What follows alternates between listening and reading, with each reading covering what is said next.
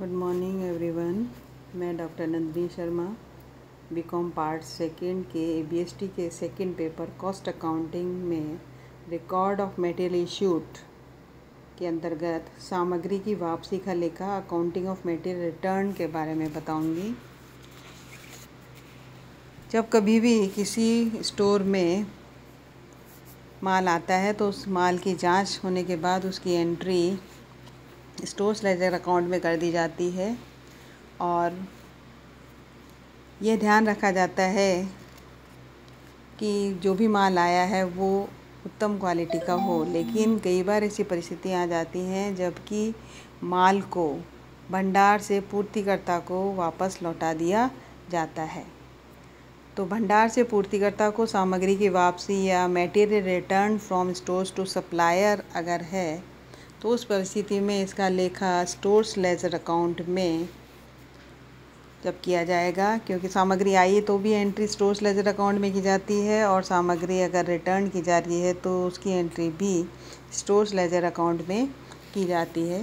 तो इसका लेखा स्टोर्स लेजर अकाउंट के इशू कॉलम में किया जाएगा, यानी वापस की गई सामग्री का मूल्य और मात्रा हम इशू वाले कॉलम में दिखाएंगे। जो क्वांटिटी है वो हम इशू के क्वांटिटी वाले कॉलम में दिखाएंगे और जिस दर से उसका मूल्यांकन करना है उसे हम रेट वाले कॉलम में दिखाकर उन दोनों को मल्टीप्लाई करके अमाउंट वाले कॉलम में दिखाएंगे। तो वापस की गई सामग्री का मूल्य या मूल्यांकन यह मानते हुए किया जाएगा कि यदि इस दिन किसी उपकार्य को सामग्री निर्गमित की जाती तो उसका मूल्य क्या होता। जो भी मेथड है सामग्री के मूल्यांकन के, जो मेथड हम पहले पढ़ चुके हैं, जैसे last in first out method या first in first out method या वेटेड एवरेज मेथड या सिंपल एवरेज मेथड, जिससे भी उसका मूल्यांकन हम कर रहे हैं स्टोर्स लेजर अकाउंट जिस भी मेथड से बना रहे हैं, तो जो सामग्री पूर्तिकर्ता को वापस लौटाई जा रही है तो इशू वाले कॉलम में उससे संबंधित वही दर लगाई जाएगी जो कि यह मानते हुए लगाई जाएगी कि यह मटेरियल किसी उपकार्य को निर्गमित किया गया है। अगर किया जाता तो उसका क्या मूल्य होता। तो इस प्रकार पूर्तिकर्ता को लौटाई गई सामग्री का लेखा करते समय मूल्य का निर्धारण हम उसी विधि से जिस विधि से अन्य उपकार्यों को सामग्री का निर्गमन किया जाता है उस विधि से ही करेंगे। तो ये तो रहा जब भंडार से पूर्तिकर्ता को ही माल वापस लौटाया जा रहा है तो उसका मूल्यांकन कैसे करना है, उसको हम स्टोर्स लेजर में कैसे दिखाएंगे। तो स्टोर्स लेजर अकाउंट के इशू वाले कॉलम में हम उसकी क्वांटिटी, रेट और अमाउंट को दिखाएंगे और बैलेंस में से उतना ही बैलेंस हम कम कर देंगे और मूल्यांकन इसका उसी तरीके से करना है जैसे कि उस दिन अगर ये मटेरियल किसी उपकार्य को इशू किया जाता तो उसका क्या मूल्य लिया जाता। तो ये तो रहा एक पॉइंट। अब दूसरा पॉइंट हम लेते हैं कि जब उपकार्य से भंडार को सामग्री की वापसी, यानी किसी उपकार्य पर मटेरियल इशू किया गया था और मटेरियल इशू करने के बाद उस उपकार्य पर अगर सामग्री काम में नहीं आई और उस सामग्री को वापस स्टोर को लौटाया जा रहा है तो उस सामग्री का हम लेखा किस तरीके से करेंगे। तो किसी भी जॉब से जब स्टोर को मटेरियल लौटाया जाएगा तो स्टोर्स लेजर अकाउंट में सामग्री प्राप्ति पक्ष यानी रिसीट साइड में हम उसकी एंट्री करेंगे। जब इशू किया गया था तो हमने इशू वाले कॉलम में दिखाया था, लेकिन अगर वो माल वापस आ रहा है तो उसको प्राप्ति वाले कॉलम में हम दिखाएंगे। और इस प्रकार की सामग्री का मूल्य मुख्यतः कुछ निम्नलिखित आधार हैं जिन पर किया जाता है। तो उसमें पहला आधार यह है कि यदि यह मालूम हो कि यह सामग्री मूल रूप से किस उपकार्य को किस दर से निर्गमित की गई थी तो लौटाई गई सामग्री का लेखा हम उसी मूल्य पर करेंगे, यानी प्राप्ति वाले पक्ष में रिसीट साइड में हम क्वांटिटी लिखेंगे और वही दर जिस दर पे इस माल को इशू किया गया था अगर ये पता हो तो उसी दर से हम रेट वाले कॉलम में उसकी रेट लिखेंगे और दोनों को मल्टीप्लाई करके अमाउंट वाले कॉलम में हम उसका टोटल लिखेंगे। एक तरीका तो ये है। लेकिन अगर यह ज्ञात न हो कि यह सामग्री किस दर से निर्गमित की गई थी तो फिर प्राप्त सामग्री का मूल्य वह लिया जाएगा जिस मूल्य पर किसी उपकार्य को उस दिन सामग्री निर्गमित की जा सकती हो। यानी हम ये मानते हुए इसको प्राप्ति वाले पक्ष में वही दर लिखेंगे कि अगर इस दिन माल इशू किया जाता तो किस दर से माल इशू होता। तो प्राप्ति वाले कॉलम में हमें जितनी सामग्री किसी उपकार्य से वापस आई है हम उसको क्वांटिटी वाले कॉलम में लिखेंगे, और रेट वही लेंगे जो ये मानते हुए ली जाएगी कि अगर इस दिन मटेरियल इशू किया जाता तो किस दर से हम मटेरियल इशू करते। तो जो भी मेथड हम ले रहे हैं, लीफो मेथड, फीफो मेथड या जो भी मेथड है, उस आधार पर हमें उस रेट को काम में लेना है। और सामग्री वापस प्राप्त होने के बाद उस सामग्री को वैसे ही माना जाएगा जैसे कि नई सामग्री खरीदी गई है, और उस नई सामग्री को बाद में किसी भी उपकार्य पर जब उसको निर्गमित किया जाएगा तो प्रचलित सामग्री मूल्य विधि से ही निर्गमित की जाने वाली सामग्री का जो मूल्य आता उस मूल्य पर उसे इशू कर दिया जाएगा। तो 3 तरीके ये हो गए। अब चौथा है कि यदि लौटाई गई सामग्री अवशेष पदार्थ के रूप में या दूषित सामग्री के रूप में प्राप्त होती है तो उसे तकनीकी विभाग द्वारा लगाए गए मूल्य पर स्टोर्स लेजर अकाउंट में किसी अलग पृष्ठ पर उसका लेखा किया जाएगा। उस जो नॉर्मल स्टोर्स लेजर अकाउंट है उसमें हम उसको नहीं लिखेंगे। अब हम देखते हैं कि इसका सवाल किस तरीके से हमें हल करना है। तो सवाल ये है कि माह दिसंबर 2019 के लिए कारखाने में भंडार की एक मद की प्राप्ति तथा निर्गमन का इतिहास निम्नलिखित प्रकार से है। The following is the history of receipts and issues of an item of stores in factory for the month of December 2019। इसमें डेट, रिसीट्स एंड इशू लिखा हुआ है। तो 1 दिसंबर को ओपनिंग स्टॉक है या ओपनिंग बैलेंस है 500 kg का 20 रुपीज़ पर kg के हिसाब से। फिर 3 तारीख को मेटेरियल इशू हुआ है 70 kg। ये 4 तारीख को फिर मेटेरियल इशू हुआ है 100 kg। फिर 7 तारीख को फिर मेटेरियल इशू हुआ है 80 kg। फिर 7 तारीख के बाद 14 तारीख को 20 kg मेटेरियल प्राप्त हुआ है, और ये है रिटर्न फ्रॉम जॉब, यानी किसी जॉब से माल वापस आया, उपकार्य से माल 20 किलो माल वापस आया है और उसकी रेट है 20 रुपीज़ के हिसाब से, तो ये पता है। फिर 14 तारीख के बाद 16 तारीख को 200 kg मटेरियल इशू हुआ। फिर 20 तारीख को 200 kg मटेरियल 22 रुपये की रेट से इशू परचेज किया गया है, तो रिसीट्स में आ जाएगा। 25 तारीख को 200 kg मटेरियल फिर इशू हुआ है, और 27 तारीख को 15 किलो माल किसी जॉब से रिटर्न होकर आया है, लेकिन इसकी कोई रेट का पता नहीं है, तो हमें देखना होगा कि हम किस दर से उसको लिखेंगे। फिर 30 तारीख को 300 kg मटेरियल आया है 23 रुपीज़ पर kg के हिसाब से। आगे इन्फॉर्मेशन है कि निर्गमन को प्रथम आगमन प्रथम निर्गमन के आधार पर मूल्यांकित करना है। स्टॉक जांचकर्ता द्वारा 15 दिसंबर 2019 को 5 किलोग्राम तथा 31 दिसंबर 2019 को 7 किलोग्राम की कमी छिजत प्रतिवेदित की गई। सामग्री लेजर खाता तैयार कीजिए। तो इससे हमें स्टोर्स लेजर अकाउंट बनाना है। स्टोर्स लेजर अकाउंट जब हम बनाएंगे तो स्टोर्स लेजर अकाउंट में फर्स्ट कॉलम आ जाएगा, फीफो मेथड से हमें करना है, first in first out method से। तो फर्स्ट कॉलम में डेट आ जाएगी, फिर सेकंड कॉलम बनेगा रिसीट्स का, और रिसीट्स के सब कॉलम बनेंगे क्वांटिटी, रेट एंड अमाउंट। फिर इशू वाले में थर्ड कॉलम में इशू आ जाएगा, उसके 3 सब कॉलम होंगे, क्वांटिटी, रेट एंड अमाउंट, और थर्ड कॉलम जो लास्ट कॉलम है बैलेंस का, उसमें भी क्वांटिटी, रेट एंड अमाउंट ये हम लिखेंगे। तो 1 दिसंबर को बैलेंस है 500 kg 20 रुपीज़ के हिसाब से हम उसको लिखेंगे बैलेंस वाले कॉलम में, तो अमाउंट हो जाएगा 10,000 रुपये।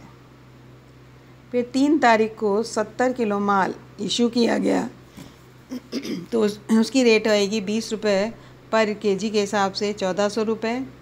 और बैलेंस में 500 में से 70 इकाइयाँ जब इशू कर दी गई तो बाकी इकाइयाँ बच गई 430 20 रुपये के हिसाब से, तो 8,600 इसका अमाउंट हो जाएगा। फिर 4 तारीख को 100 किलो माल फिर इशू किया गया, तो रेट होगी 20 रुपीज़ पर kg 2,000 रुपये। और 430 में से 100 इकाइयाँ जब इशू की गई तो बाकी बच गई 330 इकाइयाँ 20 रुपये के हिसाब से 6,600 रुपये की अमाउंट आ जाएगा।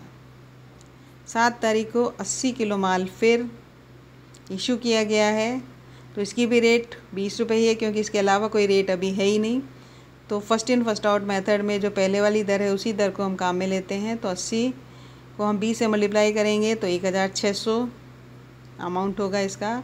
और बैलेंस में 250 इकाइयाँ बचेंगी। 330 में से 80 चला गया तो 250 इकाइयाँ 20 रुपये के हिसाब से अमाउंट हो जाएगा 5000। अब 14 तारीख को 20 किलो माल उपकार्य से वापस आया है तो उसे हम प्राप्ति वाले कॉलम में लिखेंगे।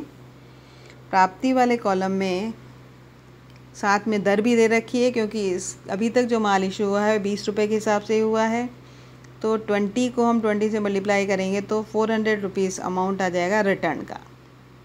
अब पहले 250 इकाइयाँ थी, 250 में 20 इकाइयाँ और रिटर्न होकर आ गई तो हो गई 270 इकाइयाँ। दर है 20 रुपये के हिसाब से, तो 5400 रुपये बैलेंस हो गया अमाउंट।